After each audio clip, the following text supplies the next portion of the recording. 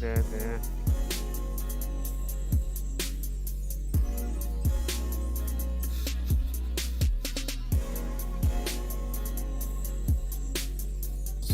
Say 100,000 units at $6 each. Why would we bother? We're making $2 billion a year, $3 billion a year. Like, what's the purpose? Come back to me when you can do 100 games, all with modern controls and modern enhancements and remastered, and then we'll have a discussion. I don't know, like harsh reality of selling classic games for modern consoles. Oh, shit. Now more than ever, risk-averse publishers are looking at their old IP and bringing them back with remakes, remasters, or emulation ports. Resident With Evil emulation, found a way. oftentimes people wonder why so many classic games have not been brought So back, it's not or why they take so impossible, long but- to come back. These games in particular present a number of unique challenges that some studios are not well equipped for. That's where a company like Implicit Conversions comes in, and recently I had the chance to speak with the CEO and ask them about the trials and tribulations of what it takes to bring a classic game back. Bill, thank you so much for being here. Oh, thanks for having me. Excited to chat.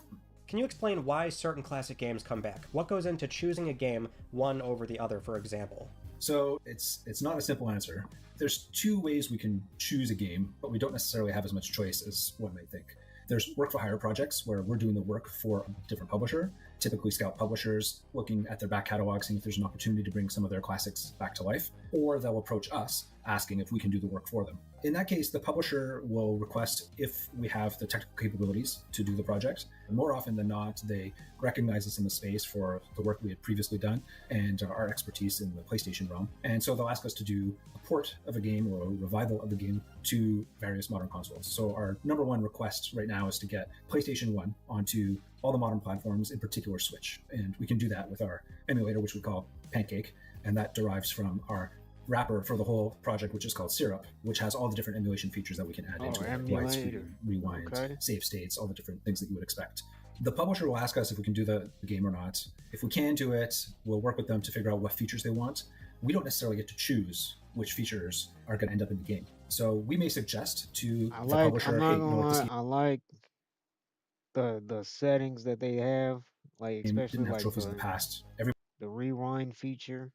Like it's cheap, but I don't care. I use it. Everybody expects trophies now. Let's add them in. And they It say, helps no, with we boss actually were good fights. without trophies. And usually it's because there's hidden costs behind every decision. The publisher will also decide where the game is going to be released, what regions, and when it's going to be released. So when we do work for hire, we don't really have much choice. It's either we get to pick a game then and they allow us to do it, or they're asking us for the particular game and they're determining all the different features. Now, the other model is a revenue share agreement. Publishers are usually more open to this business model because there's significantly less risk for them on the front end of the deal. So when you do a revenue share agreement, basically what we're doing as developers is we are taking on the development cost of the game. So we're choosing a game that we think can do really well. We'll approach the publisher and say, look, we think this game has a lot of appeal for today's gamers. We can add some really cool modern enhancements for it. We estimate it's going to sell this many units. Would you be willing to work with us on this? And they'll say, yeah, but we don't have any budget for that. This was unanticipated. You just kind of approached us out of nowhere. So would you be open to a revenue sharing agreement? So in that case, we take on the onus of the development costs and all the engineering work, artwork, all that stuff. And then the publisher, in exchange, will give us a portion of the share of the revenues. Typically, there's kind of like a two-way system for rev share agreements. So initially, the revenue might be a little bit higher, like say 60-40 split, 60 in favor of the publisher because you're using their IP, 40% for us, the developer, until we recoup our costs. So let's say it's going to cost us $250,000 to produce this game. So once we hit that threshold, then the revenue split changes, and then it goes 70-30 in favor of the publisher because now our costs have been recouped. But that license may last 5, 7, 10 years. It may last a long time. So the benefits of revenue, how do we choose a game? So we actually have a spreadsheet of a whole bunch of games we would love to do. We can estimate using a proprietary formula that we worked on to figure out how many units it might sell based on repurchase rates and various other factors. Like, is the property being promoted in a like today? Like, is there a new addition to the franchise, for example? So we'll ask, is there enough demand for the game? It has to be successful financially for us, of course, to be able to keep the business going, but also for the publisher. Right. This is the part to me that's so fascinating, is the financial viability of individual classic games, and that some are just fairly niche. And so could you maybe elaborate further on that as far as the financial viability of the individual classic games? Yeah. So when we approach publishers, we bring with us a slew of data. And really what they want to see is that there is demand for the game and chatter for the game in the online community already. I went to DICE Europe last year, so 2024, and one of the roundtable discussions was about getting funded for your own games. A little unrelated to us, but the idea was publishers are so risk averse right now in the industry. You don't see a lot of new IPs coming. They like the idea of reaching back to their back catalogs because those are proven titles, but at the same time, they need to see social proof that there's actually demand for it. When we present to third-party publishers, Japan or even North American or European, we'll present to them a pitch deck that shows, hey, these 3 YouTubers have done videos on the game. It has 2,000 comments. People are clamoring for the game. They've talked about it for years now. There's a dedicated community that are doing mods for it. They're on Reddit. So we'll find all that data and support it that way. And we'll look at the current climate right now. So, Silent Hill 2, for example, was re-released not too long ago. That would have been a good time to do a Silent Hill Classics game because you can bundle it as a value add. And sometimes there are times when we've pitched a game. This just happened. I was at Gamescom and I talked about a game that we pitched a number of on times. Emulator. And never went anywhere. Then we found out that the guy who originally, the creative director for the game, died in some mysterious way in Japan, and they just do not want to touch that IP anymore because it's in licensing hell for one thing, but also it has a negative space around it that game's off the table permanently for people. And that's fascinating to me. We know that this game, we don't know, but we have a strong feeling that this game would do really well. But unfortunately, it's just not going to happen for a variety of sometimes legal and sometimes strange reasons that exist out there. That's so crazy. And I'm sure there's so many other stories like that, but that's the other harsh truth, is that some games, they just simply don't work financially. Mm-hmm. Absolutely. And, there are games, we've been asked to do, and it might sell 5,000 units at most, but it's going to take us 4 months to work on the game. That's just a project that we have to unfortunately decline, that we can't work on right now because we don't have the bandwidth and we can't risk it only selling that. Tell me about that. So licensing hell is, if the game is in licensing hell, that means typically that there's a whole bunch of different owners of the IP or bits of licensing within a game.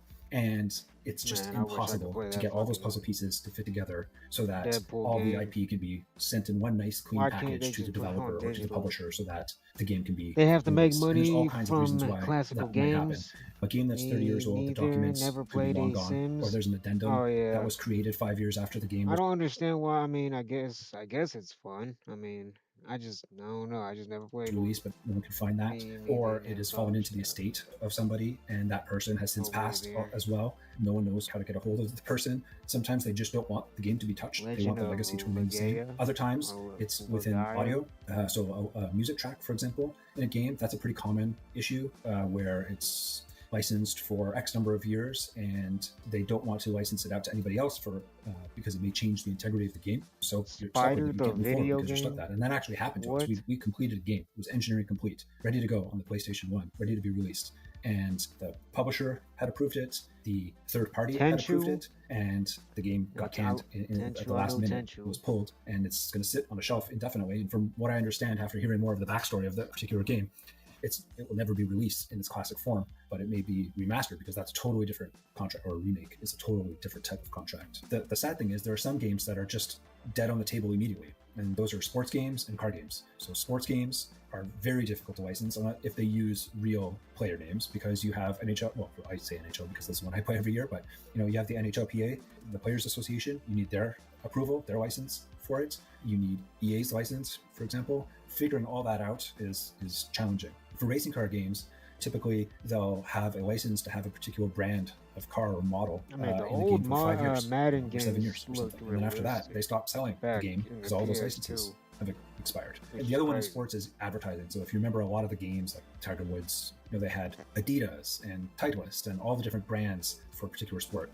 And those are all licensed as well too. We have the technology to replace those textures, but if those textures are everywhere, like they're a core part of the game, then it makes it really difficult. And it's not really worth it at that point because it's going to cost so much time and effort to replace all those textures. Those types of games are really, really challenging, if not impossible to do. So let's get into the specific platform side, as in you build emulators for each system as you go, and you initially began with PS1, but why PS1? We chose to start with a PlayStation emulator as our main project because the demand for PlayStation games, original PlayStation games, was higher than anything else that was out there. So we focused our efforts on that. And our next big project is going to be PS2. So we're working on our next PS2 emulator because the demand for that is really high right now. But the demand for other consoles is lower. For example, we've had a few questions about the Nintendo Wii, but only a few people have asked about it. Developing an entire emulator for it for 5 to 10 games, it's not really worth it from a financial standpoint. And we would love to do it because our team loves these games and we do want to be able to play them and give back to the community that way. But unfortunately, just we have to think like a business and make that tough decision and focus on the ones that are going to have the biggest bang for their buck. Now, it was pretty big news, Bill, that on your site there was the roadmap section for things you're working on, and you were dreaming about PlayStation 3 emulation, so is there anything that you can say here? Yeah, so we're working with a third party to help us with this. So we have a bit of a base to work off of. It's sort of a back burner project for us that we're investigating over time. To be transparent, PS2 is more of a priority for us just because of the demand. We haven't been asked for a lot of PS3 games. It's more of a, at this point, a fun project for our engineers. But the focus right now is, broaden compatibility on Pancake or PS1 emulator, improve Syrup as much as we can, work on PS2, and then we have PS3 kind of hovering in the background as we kind of work our engineering magic there. I think what a lot of people are curious about, though, is simply the technical feasibility of PS3 emulation. You're dreaming about it, but what does that really mean if you can technically do it or not? Yeah, so we believe it's technically feasible. I don't think anyone expects it to run on a Switch or a PS4, but we're maybe PS5, certainly PS6 whenever that comes out, and next instance of the Xbox and maybe the next instance of the Switch, but we'll have to see. But we do feel that it's technically possible. It's just a matter of devoting the time and energy to it and resources to it. There's so many projects we'd love to work on, and it's always a difficult decision to say yes or no to certain projects, but we kind of have to go where the demand is. Right. So I'm getting Plus Premium. Is there anything even remotely NBA compliant you can say about that relationship between Sony, yourselves, and the various third-party publishers that are involved in that program? There is nothing that I can say, unfortunately, about that particular program. I cannot confirm or deny that we worked with them. Yeah, it's a shame too. So I know that's the one thing that you can't really say much of anything about. And for a while, people never even knew that you were the ones doing these particular games. But again, there's your hands are kind of tied on this. Yeah, we'd love to talk about more things, but And going back to the classic games and adding trophies to the ones that did not have them. When this relaunch happened with PS Plus and these new classic games showed up, a lot of them didn't have trophies, and that's part of the cert process on PlayStation is that games have to have trophies, but it's like it's Sony's own requirement. They can remove that in the interest of more games. But I found it so curious that now some publishers are finally deciding to do it. So is that you guys approaching them and saying, hey, trophies are going to encourage more sales? Is that them showing up and saying we want them now? What does that look like? It's more the third party. So if you happen to notice, it's a lot of the first party games launched with trophies automatically. Any third party games, a lot of those did not launch with trophies. And you're seeing those patches come out now. It's the third party deciding PS4 is the most lasting I assume in some cases that's been waived, that requirement. No console lasted as long as the PS4. Third party publishers that have fairly big names, that are big names, that gets waived. It's up to them whether they want to add trophies or not. So dialing back to this idea that publishers are more risk-averse right now, and that has led them to look back at their older titles, do remasters, remakes, ports, has this made getting work easier or more competitive in the space? Oh, that's a good question. I think, it's an interesting... I'll put it in a different way. So, yes, it has made it a little bit easier, I would say, and there is competition, but we're also working together. We offer a specific skill set that some groups that are doing retro games just don't have that skill set. They don't have the ability to do PlayStation emulation, for example, right now. So we're able to work with them. And so it's more of a we're all in this together type feeling. Yeah, there is some competition for sure, especially when it comes to like the AAA titles. Like if you're trying to get a Dino Crisis type game out there, there's a lot of people vying for that game.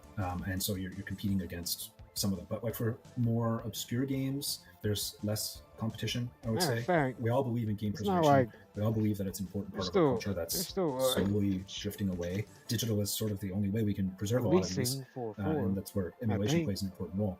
Right, yeah, and I don't know, maybe I'm spitballing here, but like I often think about the PS3 days and PSN on that platform, and you'd have PS1 and PS2 classics come out on what seemed like a weekly basis. You know, publishers were just kind of handing those games out because they didn't really care about it, and that was like 10, 15 years ago, right? So it was kind of no big deal.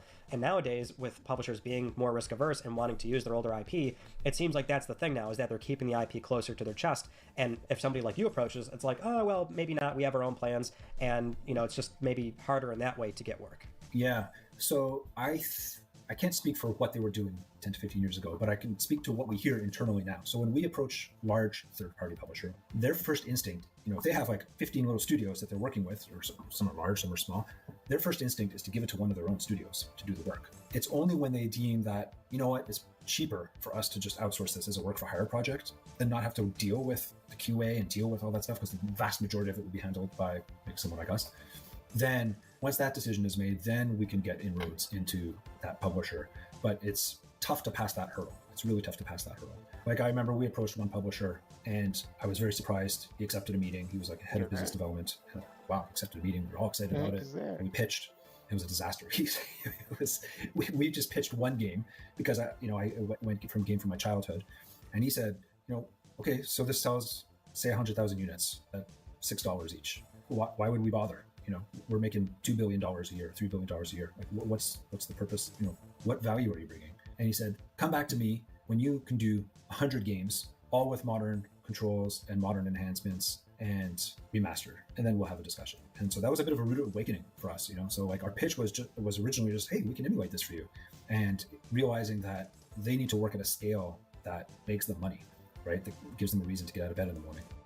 Now, I did also want to point out that Implicit does have their own community Discord, and you guys use that platform to bring in community votes and interest for classics, and you can take that to publishers sometimes, right? Like that's kind of what you guys have been up to with that community. Definitely, yeah, absolutely use that. It's a really active and engaged community. They're really well knowledged in the retro gaming space, so what they say matters. It's really important. And yeah, we use those votes as part of the pitches. Unfortunately, like some of the games like Simpsons Hit and Run was number one. It's been number one for a while. But that's one of the ones that's in licensing hell. That would be an amazing. I'd love to get that game out there. That'd be epic. But it's a nightmare. But yeah, we can use them, and they're also great for bug reports. Like they buy our games and they find stuff super fast, and they offer great ideas for accessibility and just for different gameplay enhancements. And you know, our head of community, Mouse, she'll bring that forward to the engineers, and then we prioritize that on the list. So like we listen to every single comment that's there. It's all seen, and we try and reply to as much as we can. And you know, when we see a trend for various features that need to be added, we'll refocus our attention onto that. So the community has a lot of, control is the word, but they have a lot of sway in where we focus our efforts in some cases. Yeah. Bill, thank you so much. This was great. Oh, thanks so much for having me. Pleasure. If you enjoyed this conversation, consider supporting with a YouTube channel membership or over on Patreon.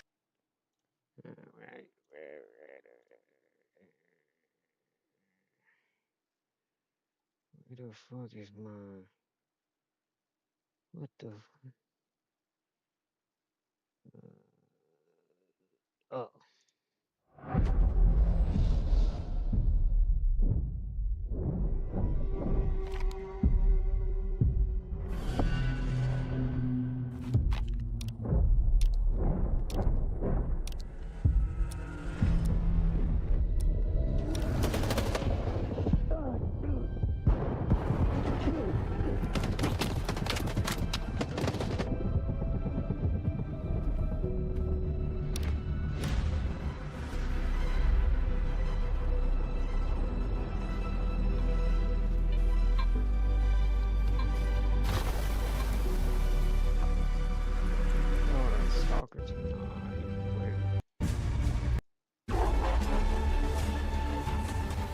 Once you surrounded yourself with an adversary, I promise you, I won't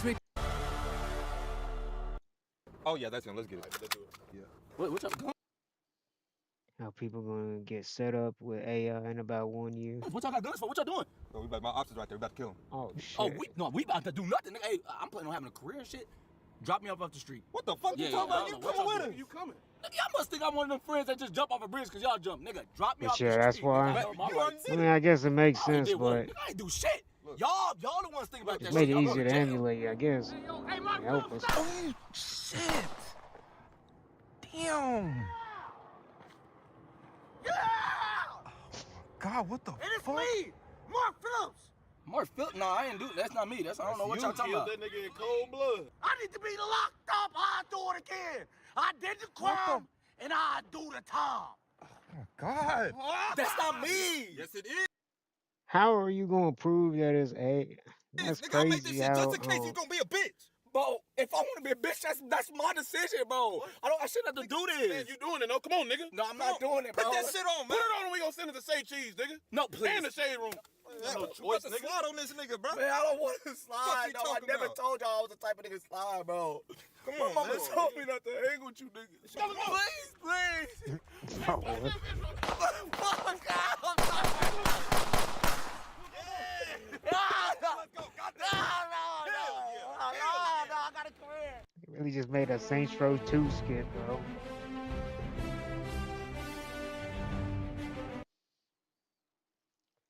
It's like people are really gonna be framing people with AI. It's like, is that really gonna be the fucking like what the fuck?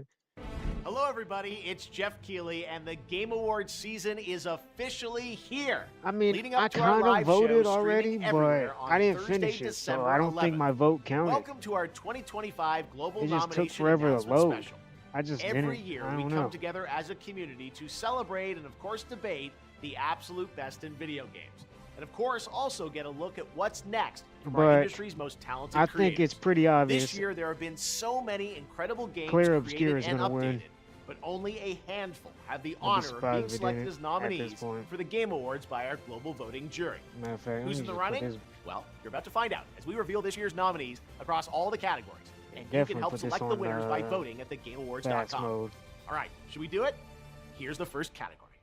For Best Performance, the nominees are Ben Starr for Clair Obscur Expedition 33, Charlie Cox for Clair Obscur Expedition 33, See, look, Erika already Ishii for Ghost of Yote, Jennifer English for Clair Obscur Expedition 3 33, nominees already. Konatsu Kato for Silent Hill F, and Troy Baker for Indiana Jones and the Great Circle.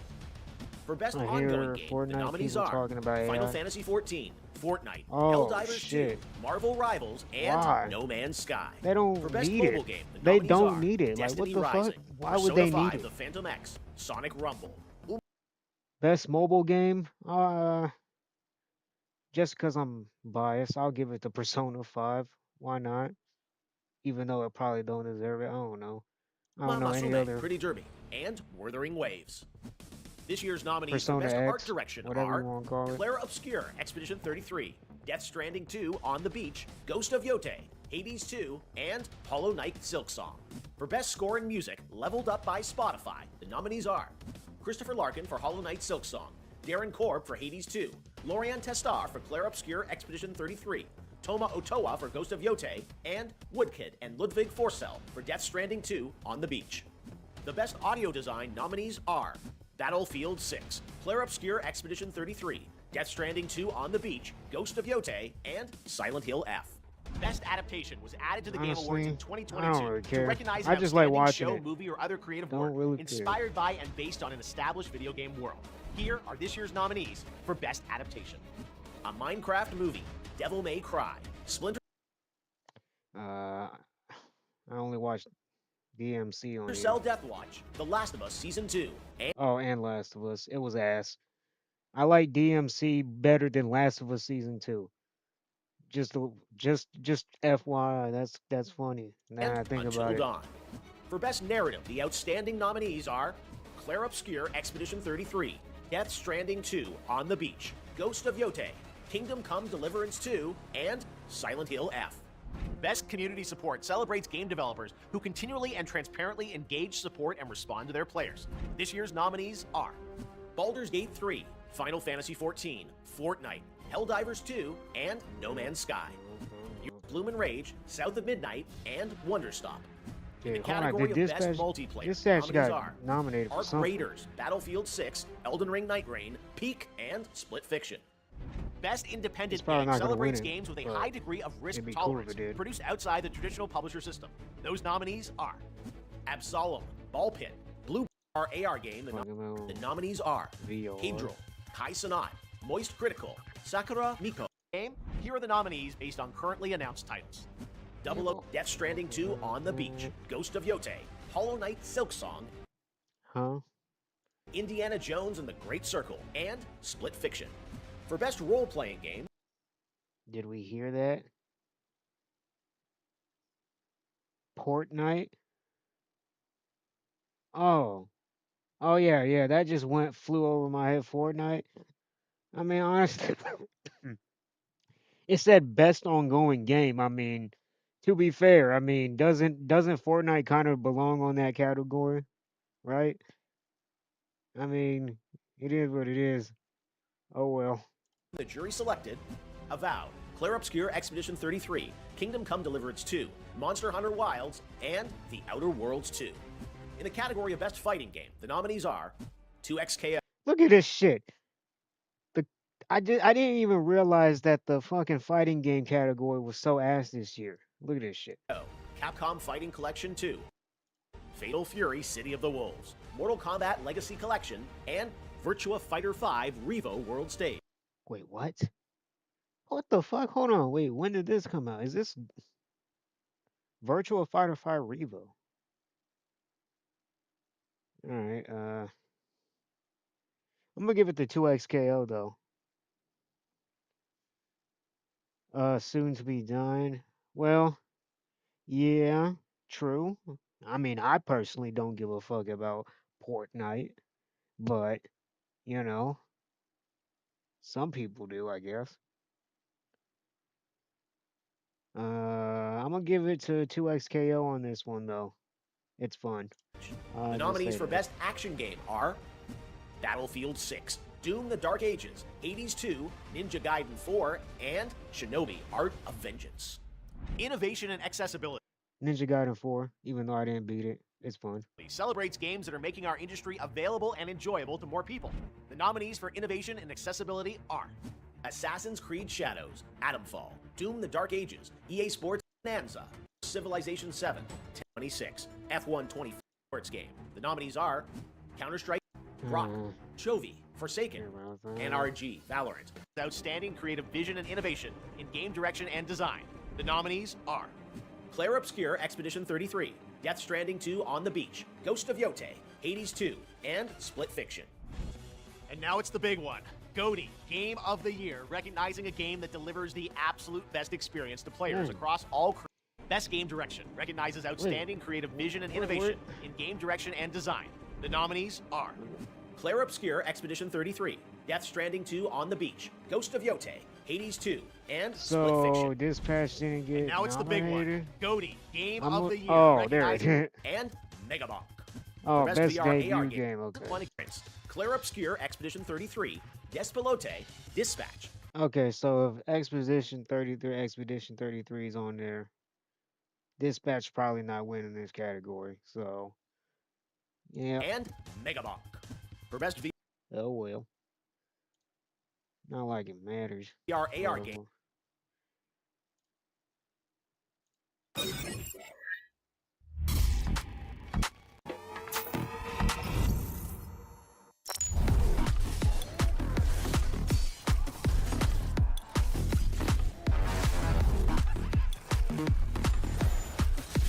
I'm not getting this. Is it Sonic Races?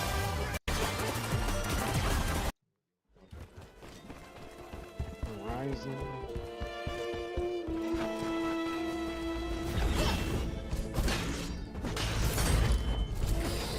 Okay, what? Look bad at all.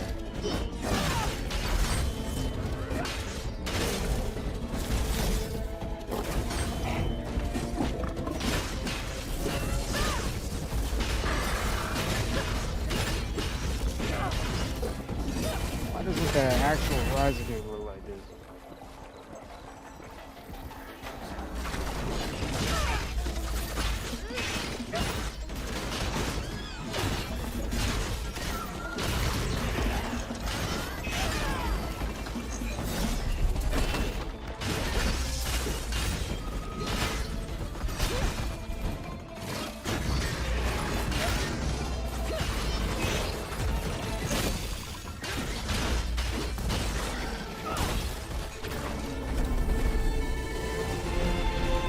Shadow Colossus type of gameplay. I'm not gonna lie, this kind of looks fun. To be honest, didn't know I'd think a Horizon game is fun, but what?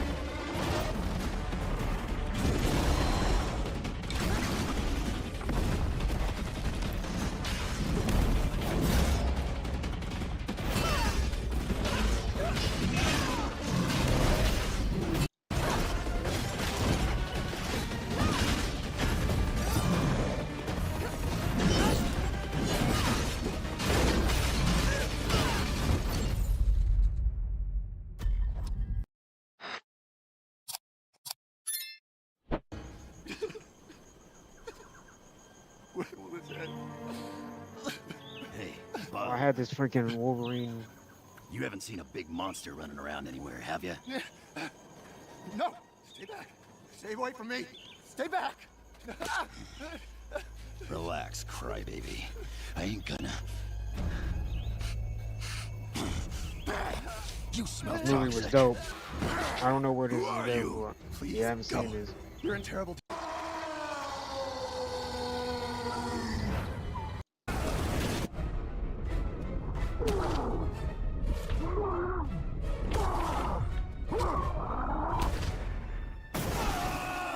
Classic.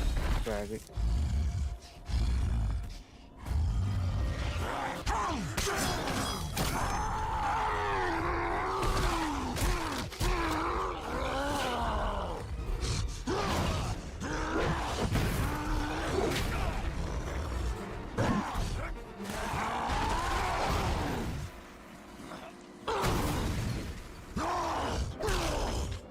Back when Hulk wasn't a bitch.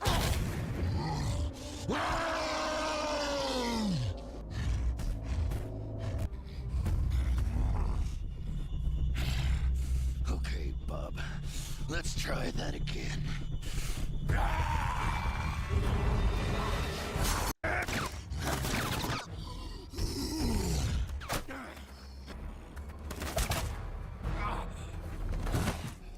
Oh, good buddy. It's me, Deadpool. I shot you. Happy Wednesday, everybody. Max here with your fix of gaming news. Coming up, Ghost of Yotei is getting a new game plus and more in the next update. The director of Marathon's cinematic reveal short promises it was not made by AI, and the Legend of Zelda animated series from 1989. Additions to Yotei's already awesome photo mode, like adjustable shutter speed, New game plus. and two new Alright, trophies bet. to unlock. As far as in-game content goes, there will be 30 new cosmetics, including new armor sets to collect and new weapon dyes to customize Atsu's 30? gear. There will be Alright, 10 cool. new charms, and existing armor sets and weapons will get an additional tier of upgrades as well. There are also some new additions to Yotei's already awesome photo mode, like adjustable shutter speed, a composition grid, and new filters. There'll be new accessibility options as well, including directional button remapping. All the new features will be part of a free update that drops on November 24th, so if you already got the game, great news, and if you haven't picked it up yet, also great news. In other PlayStation news, Bungie's upcoming extraction shooter Marathon was given a proper reveal earlier this year, along with an extremely slick, almost 10-minute long cinematic short. Now, while artificial intelligence appears to play some role in the game's brightly colored dystopia, one of the people responsible for this short has come forward to emphasize that AI had no role in its creation. Posting on Instagram, writer-director Alberto Mielgo wrote, quote, "I can't believe we've That's reached funny. a point where I have to clarify this, People but here it gotta goes. prove that This they're is not not using AI. AI Everything and you see in this shit. film, paintings, animations, 2D and 3D work, compositing, and renders was done with a huge team. 155 incredible people and hell of hours, days, months. Yes, our Achilles heel, time. Video games, or the Super Mario Bros. Super Show, better than this cartoon. Right now you can grab Total War Warhammer 3. So the newest Telltale choice-type game, Dispatch. Wait a minute. Alright, I think I already watched that. Alright, never mind. That's it. Fuck, hold on. Give me a second. Be right back. Won't be long.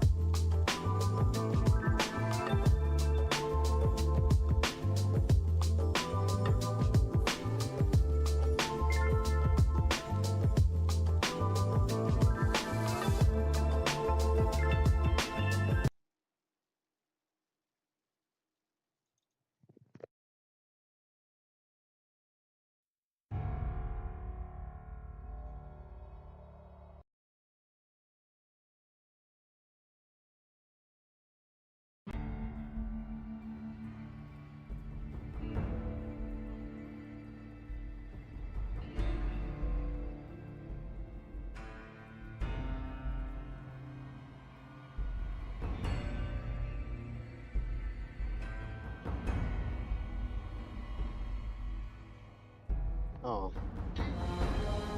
I didn't see you. Didn't see a link. Hold on.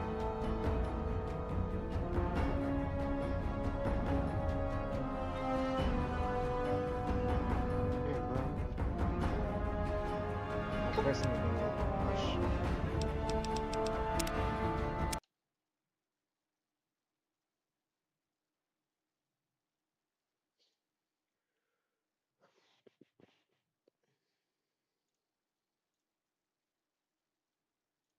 In the Walking Dead game. Loved by nearly every player, it's easy to see why he remains one of the most missed and cherished figures in the entire series. Why was he so influential? What led to the decision to kill him off so early? And what did he truly represent for Lee, Clementine, and even the Stranger? In this video, I'll uncover the hidden truths behind one of my favourite characters. So without further ado, let's get right into it. He's the most important, well, at least one of the most important side characters. In a world where everyone has become an outcast, a refugee of a fallen system, the story often follows those who have lost everything and how that loss reshapes them. Oh, hey, you made it back.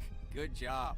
Good job. From the very beginning, the Walking Dead game explores these different shades of survival. Herschel, a farmer clinging to the belief that the old world still has a place. Carly, a reporter cut off from the very information that once defined her. And Doug, an IT technician stranded in a world where electricity no longer matters. Only two characters in the story begin with nothing left to lose. The first is Lee, a convicted murderer who's already lost his career, his partner, and most importantly, his freedom. For him, the apocalypse becomes a second chance. A chance to matter again, to rewrite his story, and to prove that no one's life is truly over until it's over. The second is the subject of this video, Chuck. Long before the apocalypse, Chuck was already living on the fringes of society. The system had forgotten him, and through his own choices, he'd fallen into alcoholism, losing touch with his family and children. In many ways, Chuck's apocalypse had already happened years earlier. He'd come to understand that nothing in life truly matters, except what's in your heart, your intentions, and how you face the world. What Lee had lost temporarily, Chuck had been living without for a lifetime. These circumstances are what make Chuck one of the most compelling characters in the entire series, and why his introduction later in the season feels so fitting. In the old world, being without a home, a job, or a sense of belonging was seen as a failure, something to pity or ignore. But in this new world, everyone has become homeless, while others who once relied on the system crumble around Lee. Chuck endures, not because he was built for the apocalypse, but because for him, nothing has really changed. No tragedy ahead could ever surpass the pain he'd already survived. This gives Chuck a clarity that others lack, the freedom to say what everyone else is too afraid to admit. He's the one who finally opens Lee's eyes. The world has always been dangerous, but now the cost of denial is death. Pretending children can remain innocent is no longer mercy, it's a death sentence. Chuck reads the group almost instantly, telling Clementine she will die, not out of cruelty, but out of honesty. He has no reason to lie, and he's right. If Lee insists on keeping her a child, in a world that no longer allows it, she just won't survive. It's here that Chuck takes his place among the game's silent judges, those who evaluate Lee's path and glimpse his future. Most of them, like the Stranger, focus on what Lee deserves. Keeping her with you is crazy. But Chuck is different. He isn't condemning Lee. He's guiding him, showing him what can still be changed. While others like Vernon and the Stranger see Lee as a danger or an incompetent guardian, Chuck is the only one who understands that Lee's trying his best, even if his methods are misguided. It's Chuck's words that ultimately push Lee to prepare Clementine for survival, to teach her how to shoot, cut her hair, and question who she can really trust. Ultimately, it's Chuck's wake-up call and Lee's renewed focus on Clementine that leads to the discovery of the Stranger's disturbing radio messages. Through every hardship, Chuck stays with the group, always honest, always brief, but never without purpose. And when it matters most, he sacrifices himself to save Clementine and pays with his life. There's something crucial to understand here. Chuck enters the story at a moment when Kenny fails as a protector. Kenny embodies the version of Lee who can't keep Clementine safe. But Chuck, he represents the version of Lee who would give everything for her. From a narrative standpoint, Chuck serves as Kenny's opposite, a quiet foreshadowing of the choice Lee will soon face. He can either lose Clementine and become like Kenny, broken and haunted, or sacrifice himself to ensure her survival. In the end, Chuck proves something extraordinarily important. Even when life is over, your purpose may not be. Even decades after he stopped being important to everybody and everything, he not only saves Clementine's life through clear-eyed guidance, but physically dies protecting her. These are the reasons why Chuck remains so beloved by the community, and why I personally love his character so much. But as always, I want to look beyond just his role in the story, and explore the bigger picture. What would have happened if Chuck never appeared? disappeared? Why was he the only judge-like figure to stand by Lee until the very end? And was there more depth to his philosophy than we realized? Chuck may have died alone, but his voice never left Lee or us. Everyone thinks they're better at Fortnite based. With everything I've just described, why did the series seem to abandon Chuck's teachings and principles in Season 2? In his own season, Chuck appeared at the perfect time. He single-handedly prevented both the Stranger's success and even Vernon's attempt to take Clementine away. Yet when we move into Season 2, the cabin group acts as if the apocalypse has only just begun. In truth, Season 2 exists largely to prove Chuck right again and again. It's filled with people who were once important, yet now can't move on from what they've lost. A doctor too afraid to trust a little girl. A farmhand too timid to speak his mind. A grieving father desperately trying to hold himself together. These are people blinded by their pasts, searching for meaning but finding nothing except another day to survive. Nobody is decisive. Nobody, aside from maybe Kenny and Jane, is honest. And nobody is willing to make the hard choices. In simple terms, nobody is willing to be Chuck, to take responsibility and act now. They care more about who's wrong than what's right. The Season 2 crew was the worst crew. And I mean, I think it was like that for a reason. But Sarah, in particular, represents what Clementine might have become without Chuck. She's terrified. I thought that's what made it interesting. I don't know. I don't know why people hate Season 2 so much. I thought it was good. It was the darkest season if you think about it. Sheltered and constantly misunderstood. I don't know why people have to be so Especially if they didn't cut even when I'm like really a mad, lot I of still don't like wanna what hurt they were anyone. supposed to. Nobody treats her as someone capable in of the defending game. herself. And because of that, she's doomed, no matter what you do. Chuck never saw Like, Kenny Clementine was as supposed to fragile be, or like, incapable. He saw her as a human, pretty as much a someone who villain could and rise shit. above her circumstances. That's why he insisted she be treated like an adult. Sarah never had that guidance. And that's why Clementine survives 4 seasons, while Sarah can't survive 3 know episodes. if that Even would've Carver, been the main good, antagonist, so, feels like a distorted reflection of Chuck. You go with that feeling you got right now, Clementine. It's what makes you stronger than the rest of them. An evil version, let's say. He understands the world's brutality and preaches harsh honesty, but he twists those truths to justify cruelty. He misses the point entirely. Losing your humanity in the name of survival is the same as dying in spirit. No one in Season 2 seems to understand that life has to be lived in the present, that the future is something to build, thought they not were to doing drift good, through. but The I truth is, guess not. most people can't stomach their losses. They can't see past their own pain. They've never learned what it means to be a nobody, so they cling to anyone and anything just to feel human again. Through this lens, Chuck's wisdom wasn't forgotten. It was proven right. His philosophy is the very reason Clementine survives when others don't. She, like Chuck and Lee, began with nothing. That's what makes her so level-headed while the adults fall apart. All 3 share the same quiet truth. When you have nothing to lose, you're free to do what's right. They either die for something greater than themselves, or live to tell the story. I know I've said this about a few characters before, but this time it isn't a theory or opinion. Chuck is one of the few who truly lives on throughout the entire series. His influence is one of the reasons why Clementine raises AJ to be a survivor, not a child. Chuck wasn't just a side character or a simple warning. He was the embodiment of what someone with nothing to live up to can become when the world burns. A man who could smile and crack a joke, while everyone else fell apart. This video would not be possible without my channel. I guess that's just a new way to think in the apocalypse.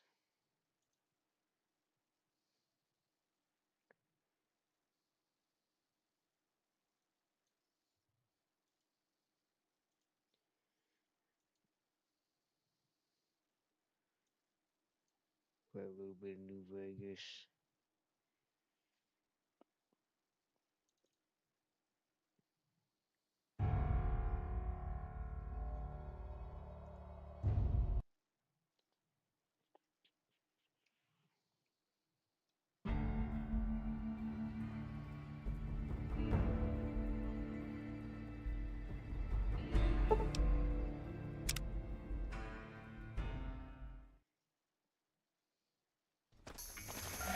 Hey, you there. I have a message for you.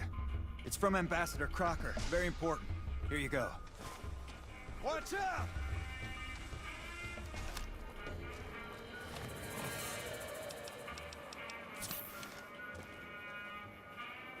We get more steam.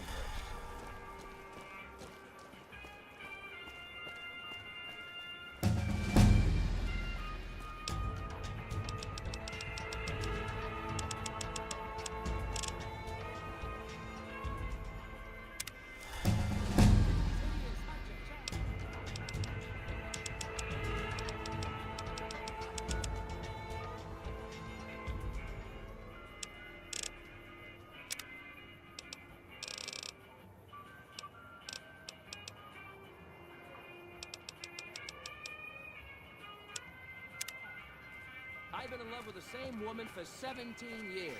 If my wife ever finds out, she'll kill me. No!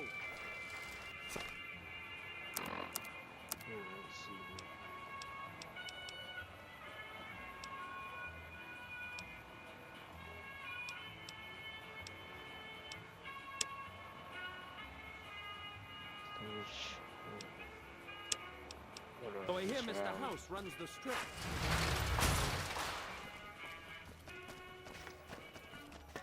I'll just do the Mr. House route. Fuck it. Well, howdy, partner. Good to see you again. Boss is waiting for you upstairs, so get a move on. I see you brought some friends. Sorry, partner, but they're gonna have to stay outside. But at the end of the day, it's just a game, and anything is more than... Oh, I think I got that part. Come back soon now. I mean, they've done some cool things, if we're being honest, but it's just that it's, you know, overall bad things for like the whole industry, kind of. Where to, partner?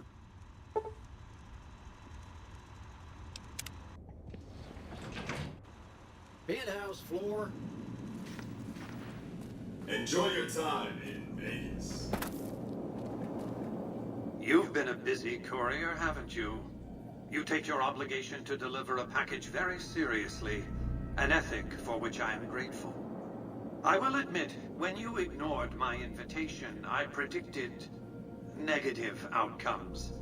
But you have a way of exceeding expectations, don't you? Mr. House is Well, already enough. confirmed to be in season Let's 2. have the chip then. So obviously it's the Mr. House ending is the canon one, right? Or whatever. Because in every other ending you gotta shoot him or some shit. Fine. Give me the chip and I'll pay you 4 times the delivery bonus stipulated in your contract. How's that?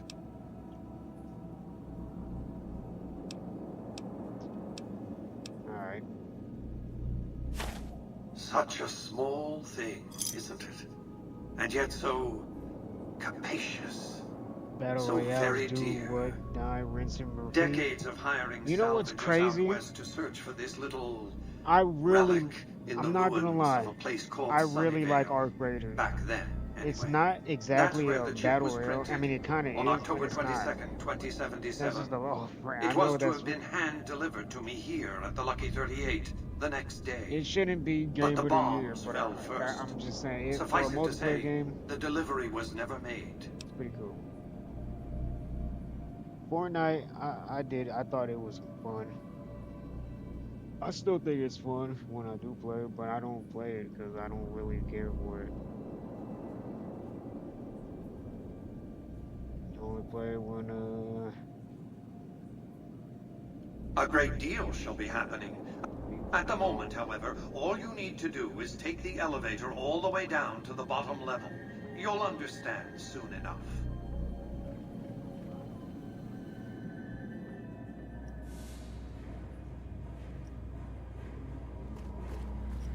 Step closer to the demonstration area, if you would. I expect you're well familiar with my Securitrons by now. The titanium alloy if they housing made that more protects its games like electronic that, core or just is more like a small third-person arm games that in easily general. Because I think that's what I liked about Fortnite. It was third-person. It wasn't first-person. Is deadly against soft targets at medium range. And for close-range suppression or crowd control, the Securitron is armed with a 9mm submachine gun. All of this you probably already knew. What you did not know is that these are the Securitron's secondary weapons. All this time, my Securitrons have had to get by running the Mark I operating system, which lacked software drivers for their primary weapons. Today, with the delivery of the Platinum chip, all that changes. Behold, for the first time, Securitrons running the Mark II OS. The M235 missile launcher gives the Securitron the ability to engage ranges. And a rapid-fire G-28 grenade launcher ensures the Securitron is deadly in close-range engagements. The software upgrade also includes drivers for the Securitron's highly sophisticated on-board auto-repair systems. Altogether, the Mark II software upgrade confers a 235% increase in combat effectiveness per unit. The city of New Vegas finally has soldiers worthy of protecting it. Return to the penthouse now. We have much to discuss. Trips to the basement are rarely so educational, don't you think? I've since broadcast the upgrade to every Securitron in range of my transmitters, and I must say, it's causing quite a stir down on the Strip. What happens next? To secure the future of New Vegas, I must have your assistance. The work ahead is dangerous, but you weather danger well. The next step will require you to infiltrate Caesar's camp at Fortification Hill. Absolutely not. Caesar is of great use to me. I don't want you harming a hair on that man's head, assuming you could find one. I want you to open a hatch in the basement of the derelict weather station atop Fortification Hill. You'll recognize it on sight. The hatch bears the logo of the Lucky 38, same as the Platinum chip. You can't, but the chip can. The hatch will recognize the Platinum chip and open sesame. Here, take the Platinum chip again. You will need it. Upon arrival at the fort, it's likely that you'll be searched and the chip taken from you. Don't worry, it will come back to you. In all honesty, it is what it is.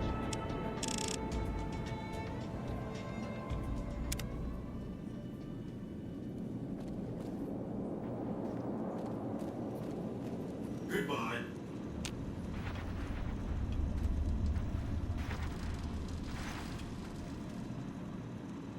Congratulations, partner. The boss has instructed me to comp you to the High Roller Suite. You can bring your friends too. Be like a little clubhouse for the gang you put together. Just bear in mind, you're the only one gets to see the boss. Any friends you got, Only and always sweet. no cycle that Enjoy everyone the knows in digs, it. partner.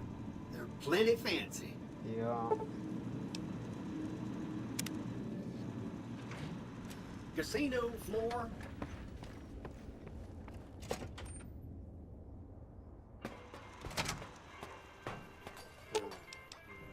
Aw. Excuse me, but are you the courier who caused all of that trouble in the tops? Amazing. Oh, great. The followers of the apocalypse, well, some of us anyway, have been interested in Mr. House's technology, how he stays alive. Of course, no one else is allowed inside the Lucky 38, so no one knows what's going on. Exactly, like, well, they except could have for added you. like an actual story mode, but they didn't. I mean, I don't really care now, but I did at first. Right. We just But, want I to mean, find if- out what I sort of don't know. technology I Mr. feel House like has if used to one of stay them alive didn't for all really these anything years. anyway, so It fuck could be of great benefit to the people we try to help, well. many of whom suffer from hard-to-diagnose illnesses. If they're not rewarding different play styles, then it... Well, that's true. They could make different, like...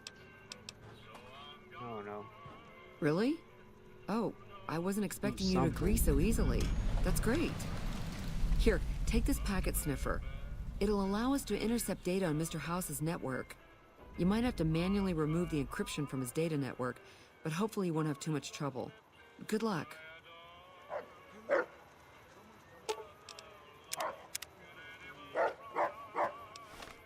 I'll do that later.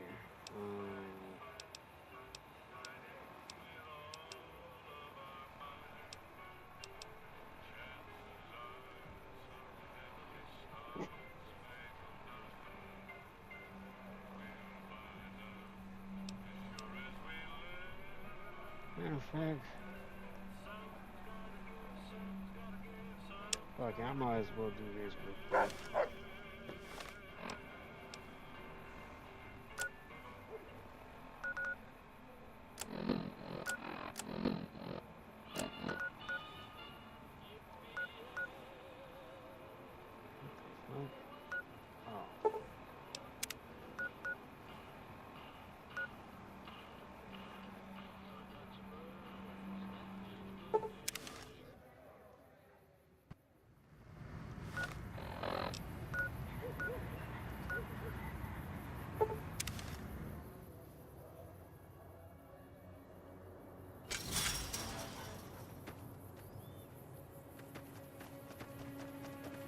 I don't get more water soon, I won't make my quota this season.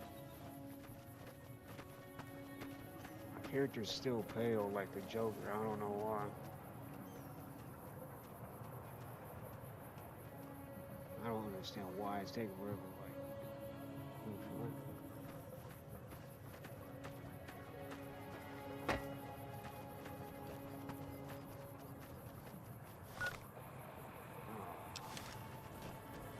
this one sucks.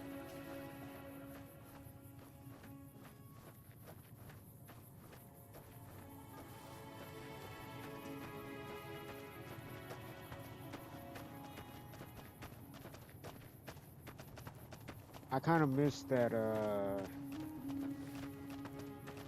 don't know. They did do some cool shit, though.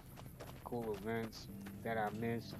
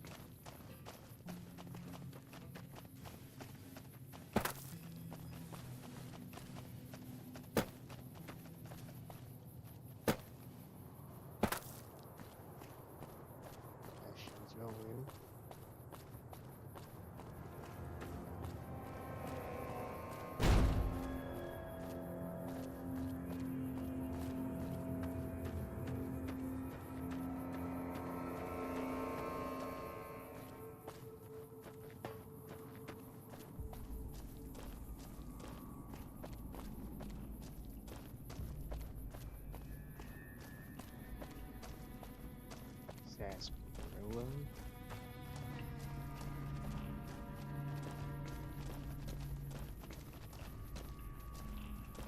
Oh, fuck. Theme.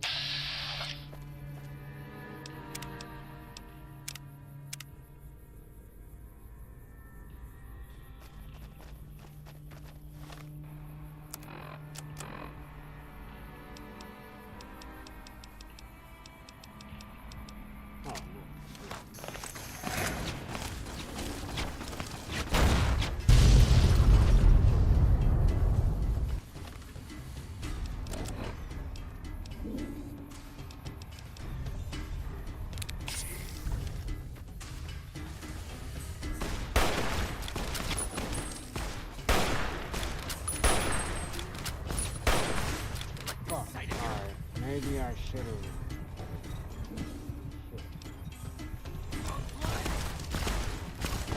Got some health items.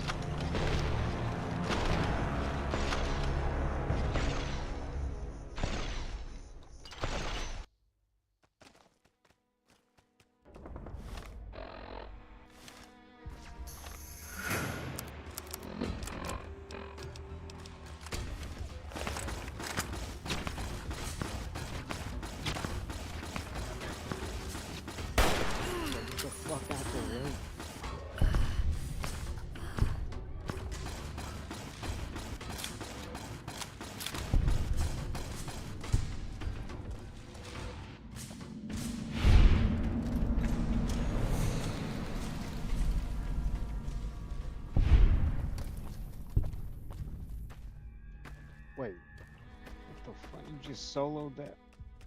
What the fuck?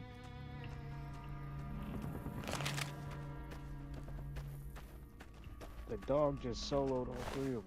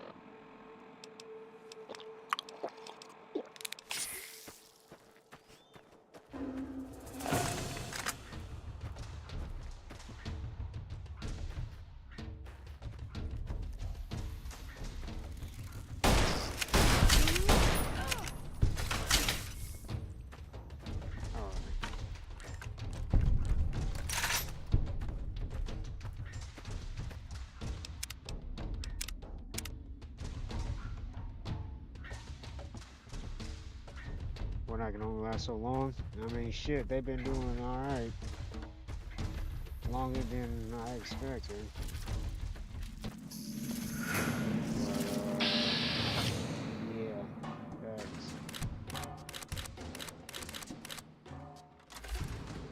How much longer you think Call of Duty gonna last? I mean,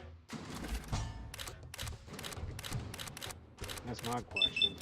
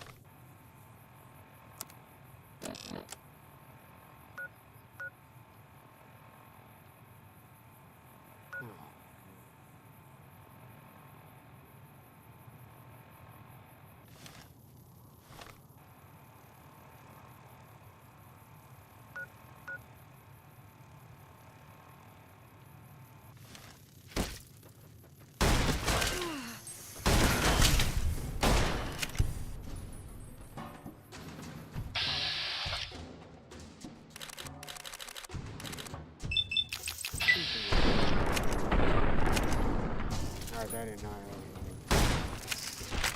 Oh, alright.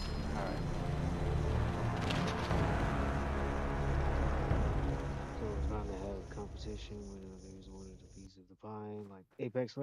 I'm not gonna lie. I mean, out of all the battle royales, I mean, I did like Apex Legends the most at first. I mean, not anymore, but I did.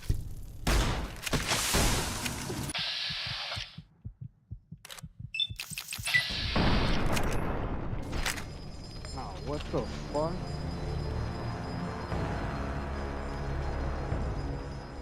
Now I don't really fuck with any battle royale, so I mean, I don't have any favorite battle royale. But Apex Legends used to be my favorite.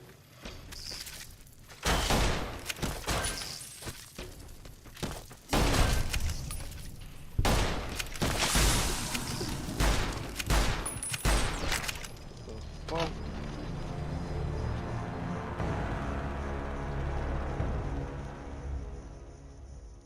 Oh my gosh. Okay. Alright. Fuck this.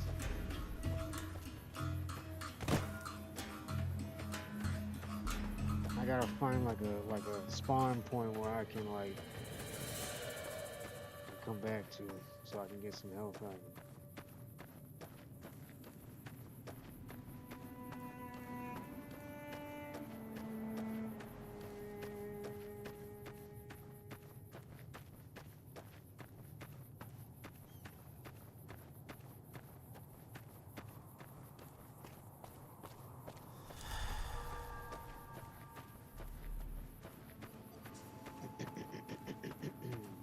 Fuck.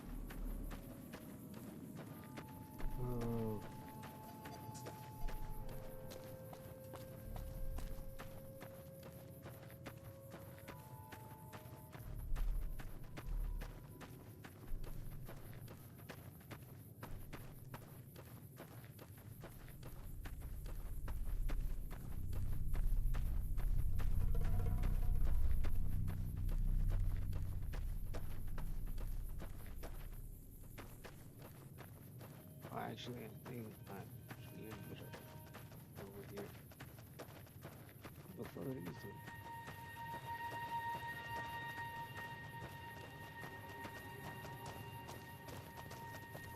Watch out for fiends. Okay.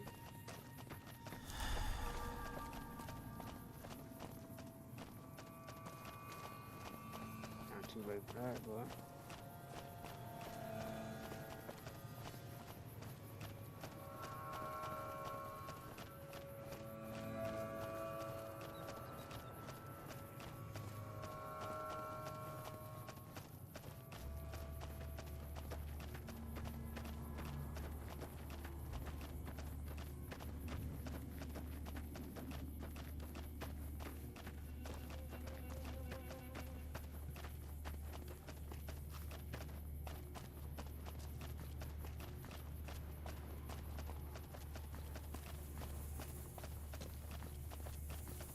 is this not like I got a waypoint button? Oh, okay.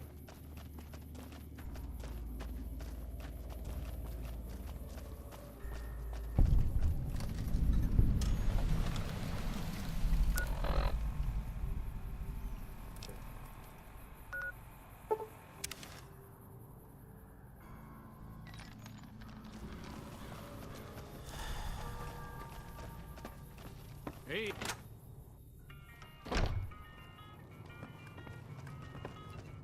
Feeling thirsty? I can take care of that. Got a special discount for you after what you done for us.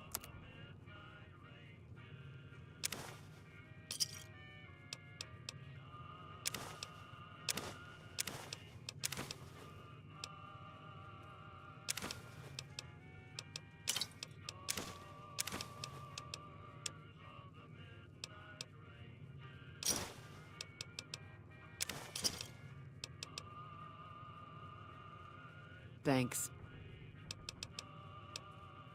Be careful out there.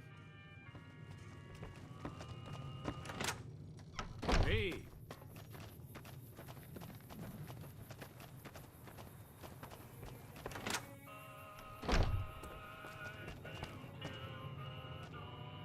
That was a hell of a fight.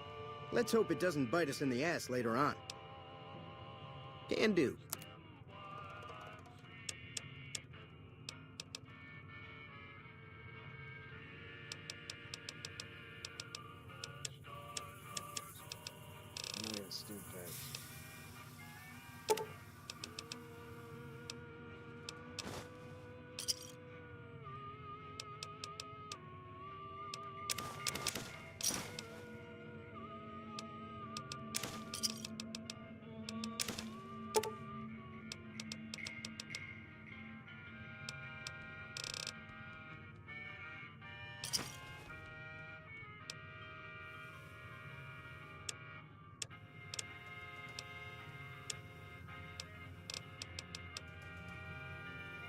Thanks. Take it easy now.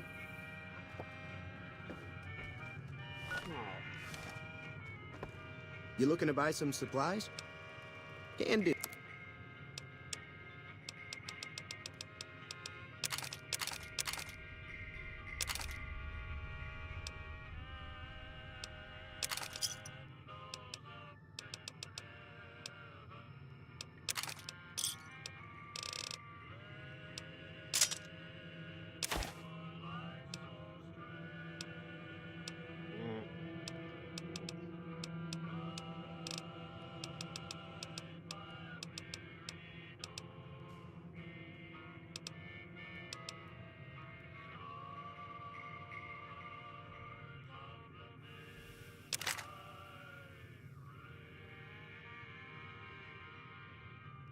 That only makes it before night players go elsewhere.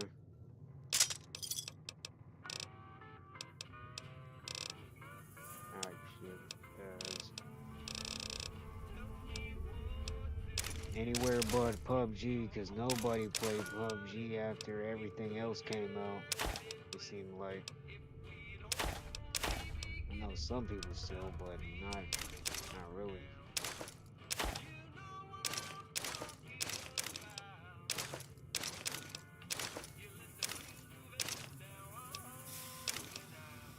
I should have sold this. Fuck it, I'm gonna sell that.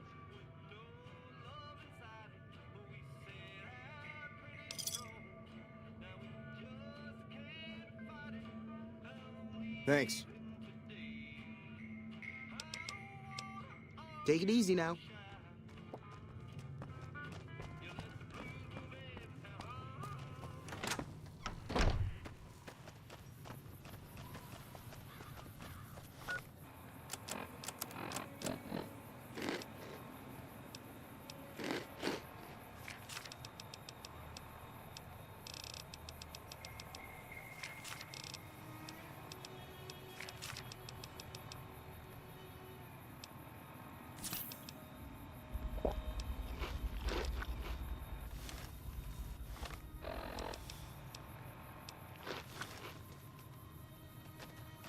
Some mistakes and then some try to convince you to come back to Fortnite.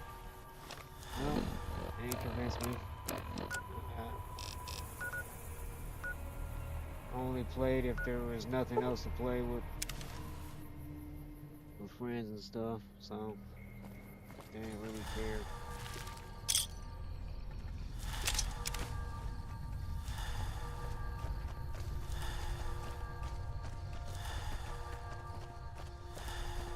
I'm pretty sure the numbers are still doing good though. I don't. Maybe I'm wrong, but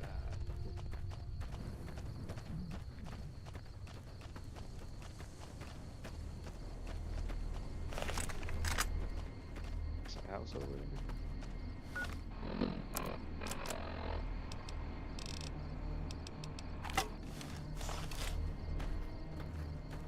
These binoculars.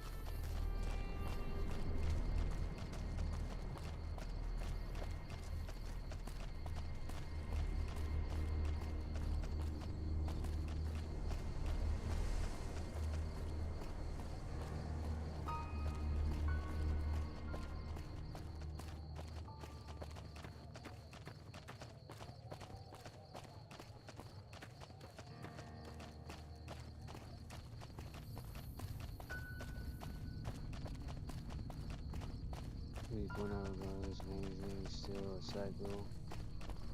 In some ways.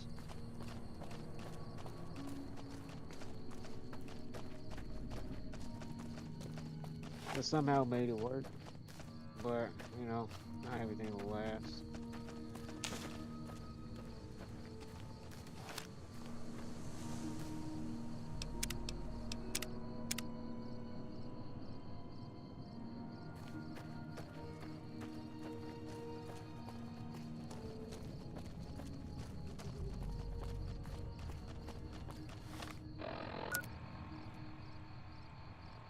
Okay, I'm going the right way.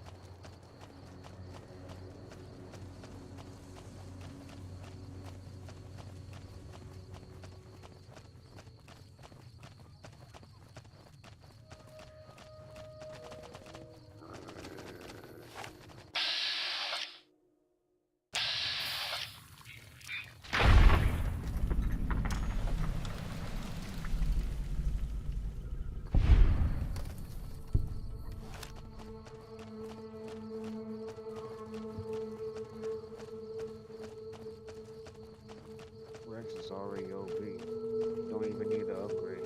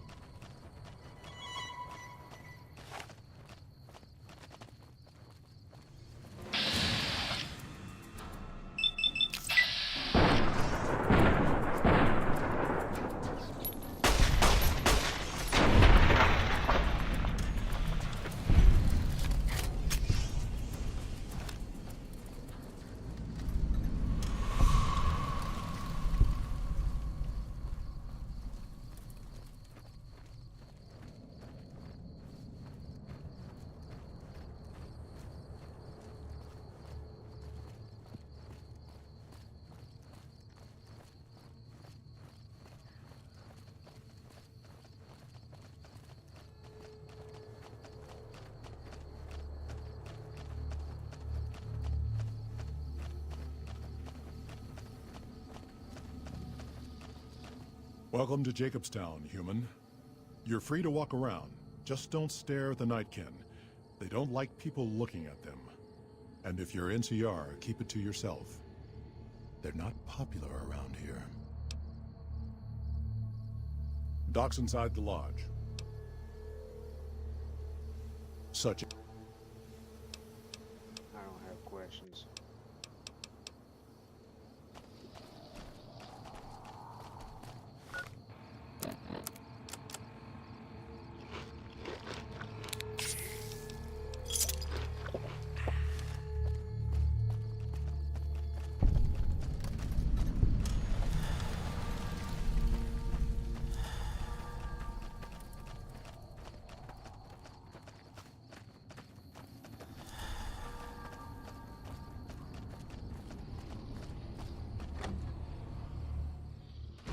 Another human. One was enough.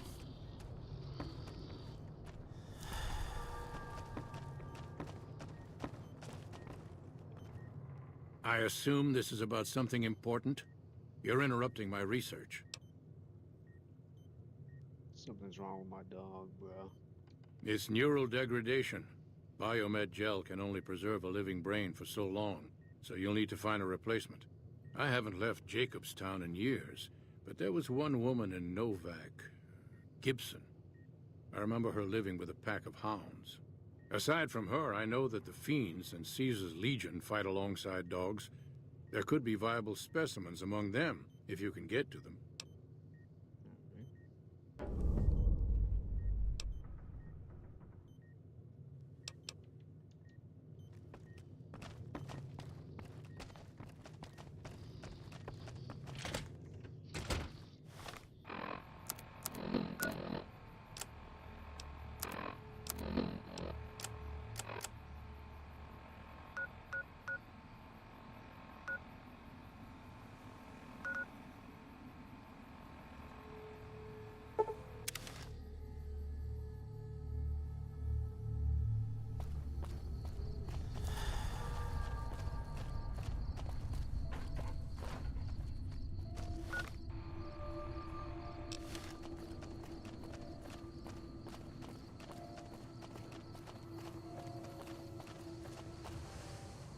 Between you and me, I don't think she studied at an accredited institution.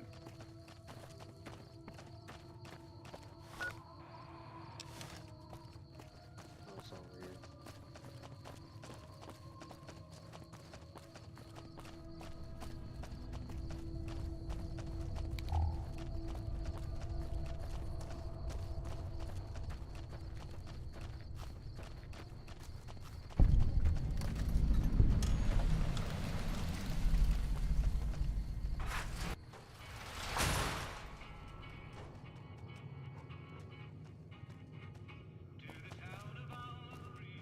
Hello.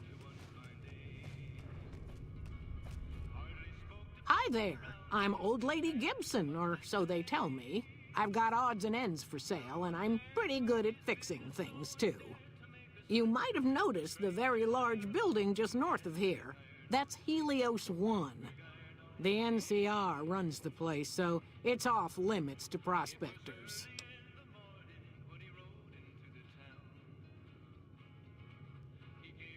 Dr. Henry? Now there's a name I haven't heard in years. Hard to believe he's still alive. As for your request, it's a bit ghoulish if you ask me, but Ray is pretty old and I'll probably have to put him down soon enough. As for the price for this favor, 700 caps sounds about right.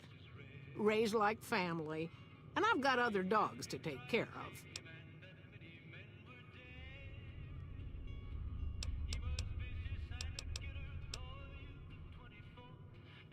Here, Ray. Mama's got something for you. Alright, well, that was fucked up.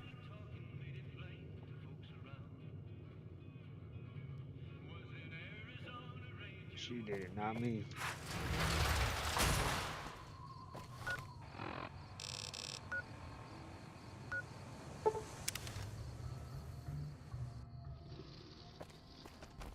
Got a problem. Could use your help.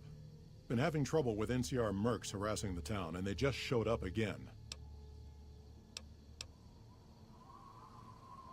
Killing our bighorners, shooting at the lodge, that sort of thing. It's getting hard to keep people from retaliating. Guess I can't say for sure if they're NCR. Wherever they are, they want us dead or gone. Alright, I'll talk to them. You're human. They might be willing to listen to what you have to say.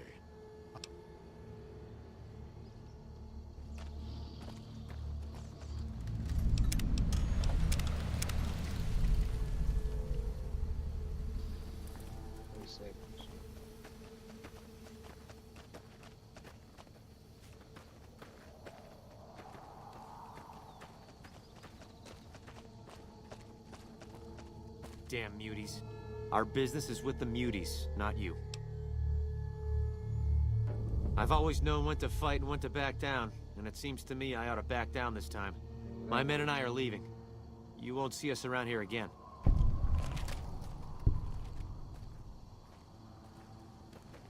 Damn muties. Wasteland is better off without them.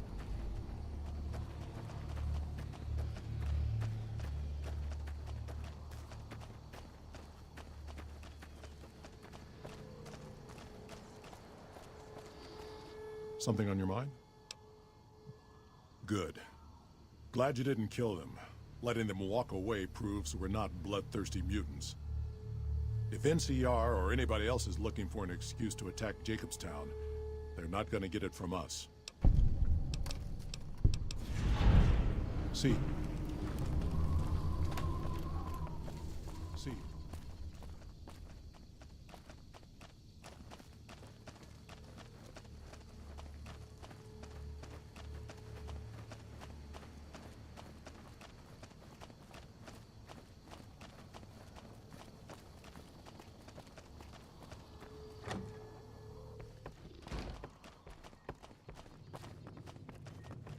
Have you... Again, you interrupt me. Why? Very well. Show me what you brought so that I can analyze its potential. Okay. Here. All right, let's see here. Neural pathways look good. Definitely a breed of guard dog. If I transplant this brain into Rex, he'll be a bit more ferocious in his attacks. Have a seat. This will take a while.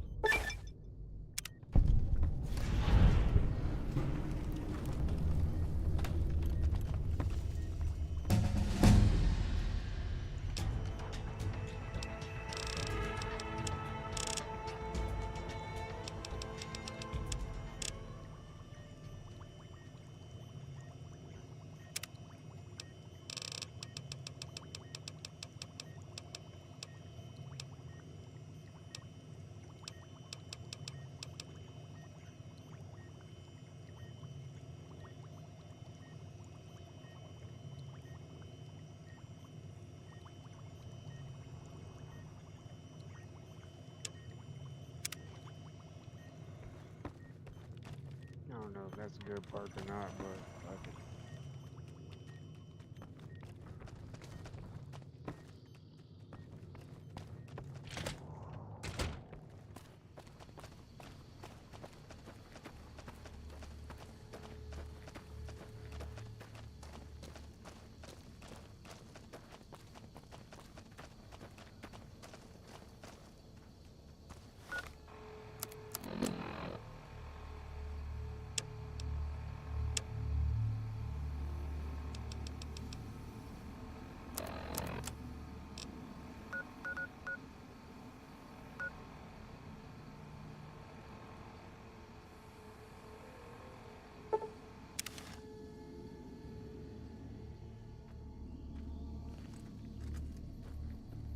But who knows, let time be the judge of Fortnite. Get some!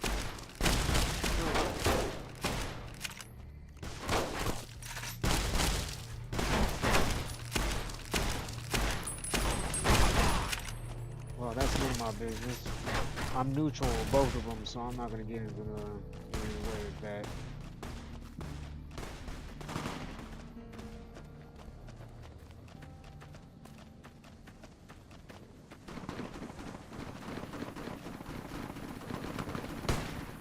I love the faction system in this game. There's so many factions. It's crazy. Legion asshole. Bro's late to work. Bro's like doing a gunfight. Like what the fuck?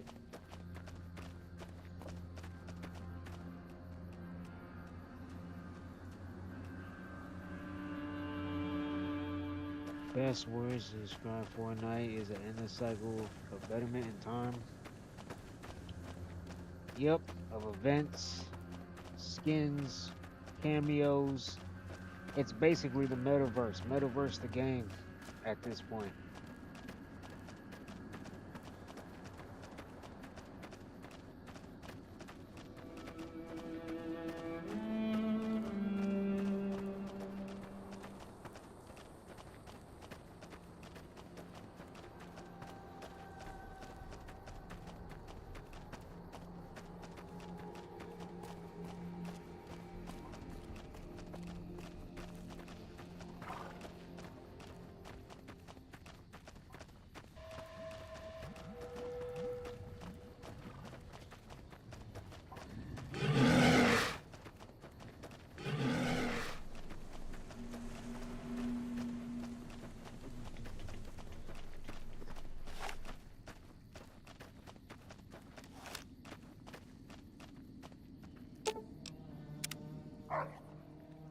Okay, so he's happy now.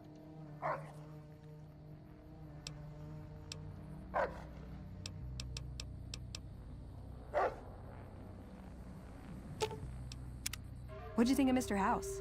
I was surprised he only had the 2 robot sex slaves. I like long walks in the desert.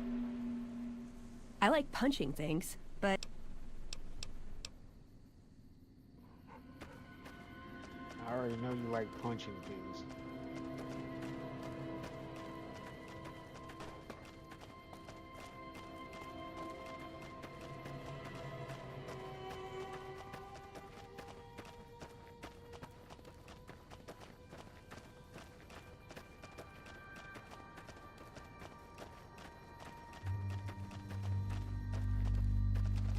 Uh-oh. What?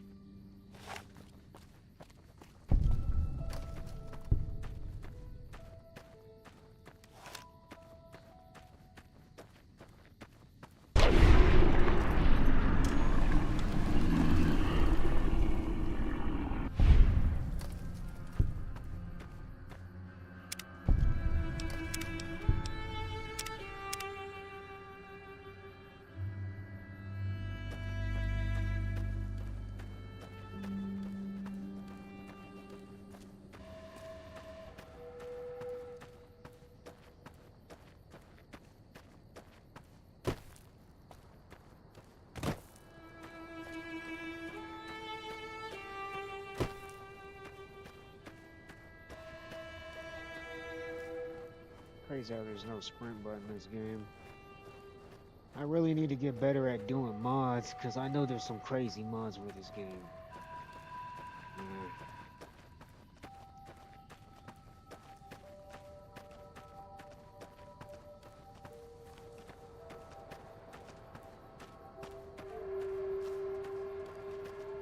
If they do a fucking remaster for this game, that would be so great.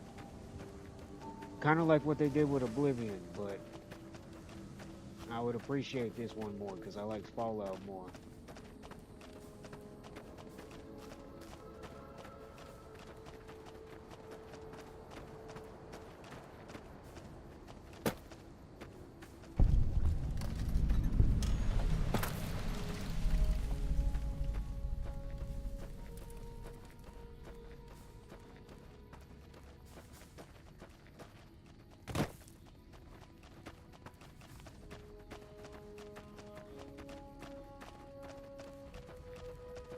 Always, true to Kaiser.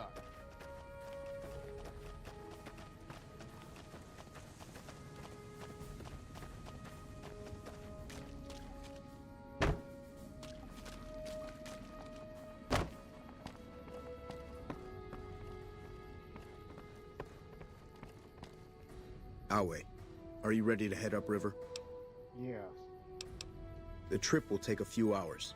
Take your place on the boat. By order of Caesar, all... Our way. True to Caesar.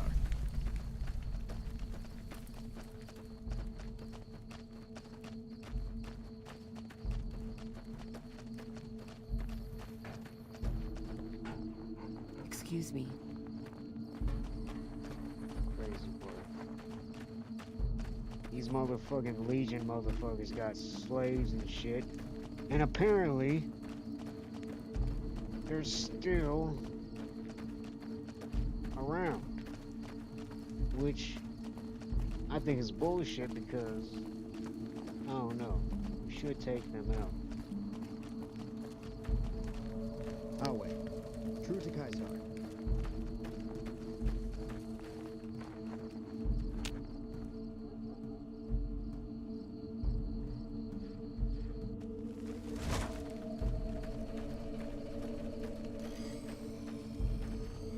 You here to fight in the arena? Then you're talking to the right man. You know what? Fuck it. I'll fight in their arena. That can be arranged. You will be facing off It's against like a the couple only of cool thing disobedient these slaves. guys got. Not much of a challenge, The fighting but it arena. might be entertaining to watch. Remember the rules. Light armor and machetes only. Hey! You like that?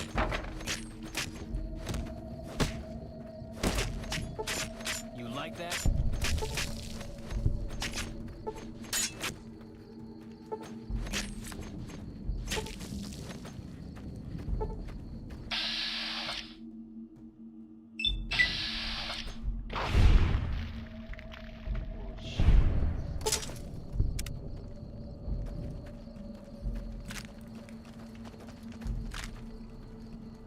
As expected, it wasn't much of a fight, but what...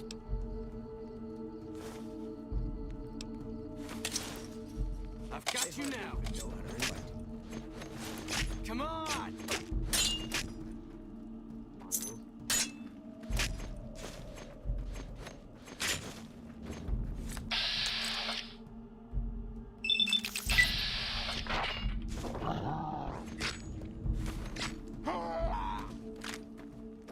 I'm out of here!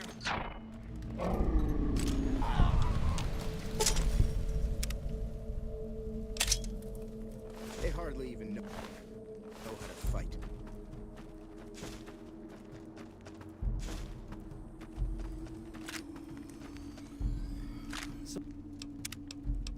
Say that just in case. I don't even know. Some of the slaves have been spreading stories about the... A good fight.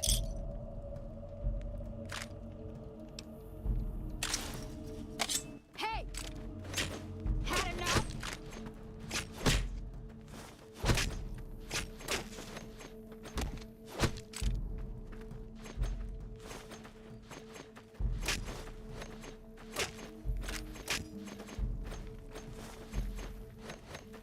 Get some!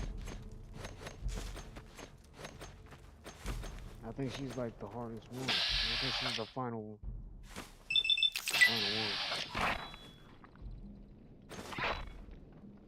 Better than not touching that mode with the 6-inch scroll.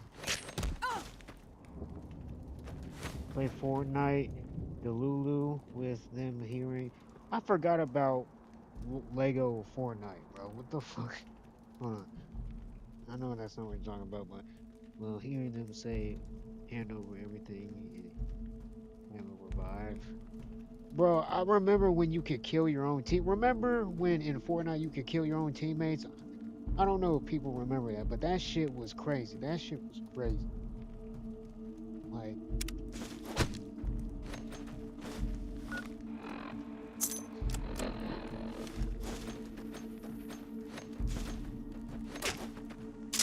You like that?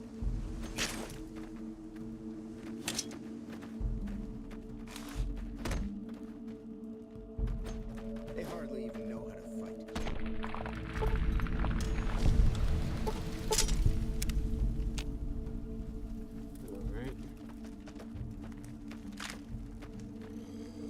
Unbelievable. You still stood against a ranger in single combat and survived. Sorry, but there's nobody left who...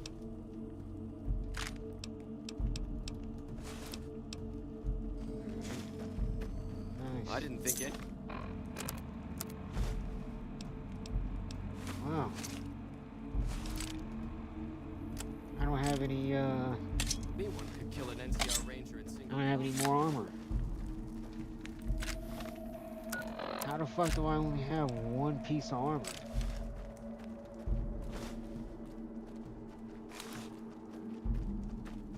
Oh shit. I'll probably be back on tomorrow. I got work in the morning and shit. Well, thanks for tuning in and oh shit. See you next time and peace.